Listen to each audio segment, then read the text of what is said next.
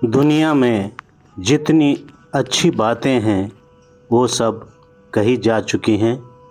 असल में अमल तो कोई विशेष आत्मा ही करती रही है। जीवन में कोई ऐसी चीज़ नहीं है जो आप जिस किसी से सीखते हैं। जीवन वह चीज़ है जिसे कानों आप सुनते हैं, जिसे आप अनुभव की किताब में एकत्रित किए बिना पल पल समझते भी हैं।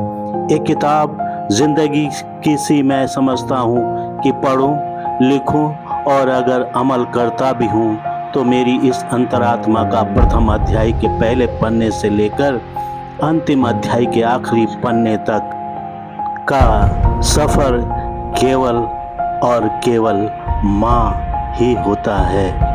नमस्कार, मैं तुलसी बिष्ट आज फिर एक बार और आपके सामने उपस्थित। आपका हार्दिक स्वागत। दुनिया में कुछ चीज़ें केवल आकर्षण भर हैं और चुंबक की तरह चिपकी रहती हैं और अपनी ओर खींच लेती हैं। जो क्षणभंगुर है, जैसे कि सत्ता, जवानी और पैसा। संसार में जो कुछ भी दिखता है वही असत्य है और जो नहीं दिखता वही सत्य है। धन का गुण उसके उपयोग में है, विद्या का गुण उसकी सिद्धि में और वंश की शोभा उसके शील में है और सुंदरता की शोभा गुणों में होती है।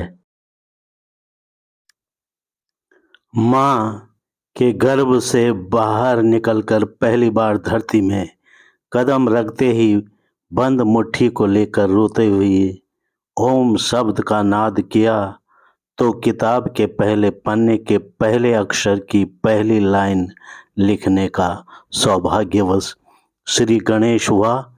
प्रारंभ हुआ, चल पड़ता है हर पल, हर मिनट, हर दिन का एक एक खाली पन्ने का, एक सुखद भरा, एक दुखद भरा, एक ख्वाब भरा हिसाब किताब भरता और सवालों जवाबों की एक अनकही दोस्ती यारी और साथ में कई पहेलियों का सिलसिला भर।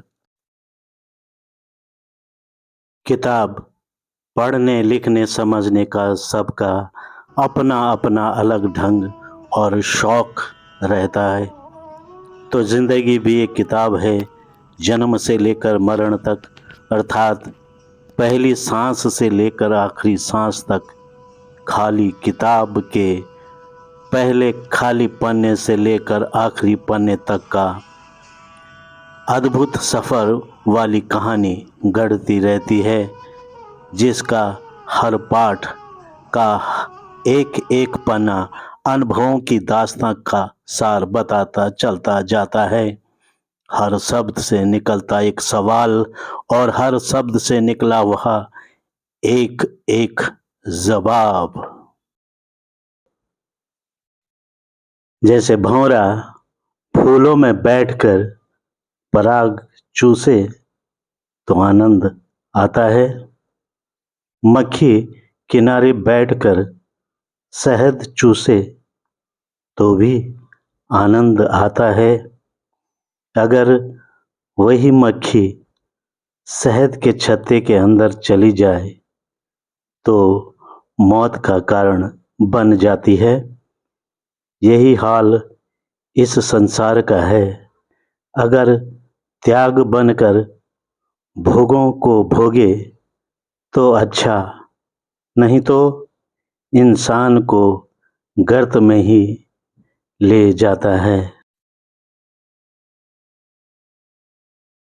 किताबों ने पढ़ना लिखना तो सिखाया, अनुभूति क्या होती है अक्षर अक्षर का अंतर न समझा सकी। किताबें तो बहुत पढ़ी थी, मसले हल तो न कर सकी। ज़िंदगी किताब ही तो है ज़िंदगी, लेकिन पढ़ने का समय सबका अलग अलग तरीका है। निचोड़ यह है कि कुछ समय दुनिया को देख कर भी सीखा, तो कुछ समय दुनिया ने तो सिखाया, और कुछ वक्त बेवक्त पर अपने आप स्वयं ही जाना। कुछ जमाना सिखा गया, किसी के अच्छे कर्म और किसी के बुरे कर्मों के बीच झूलती किताब ही तो है जिंदगी। पूर्णिमा का चांद तो सभी पूजते हैं, मगर दूज के चांद को कोई नहीं पूजता। समझदार प्राणी के पास गुण तो निखरता है, मगर स्वयं की प्रशंसा करना अखरता है। बिना भाव की सिद्धि नहीं, बिना ज्ञान के यज्ञ कर्म भी नहीं। शांति से बढ़कर तप नहीं, धैर्य और संतोष से बढ़कर सुख नहीं। लालच से बढ़कर कोई रोग नहीं, और दया से बढ़कर कोई धर्म नहीं।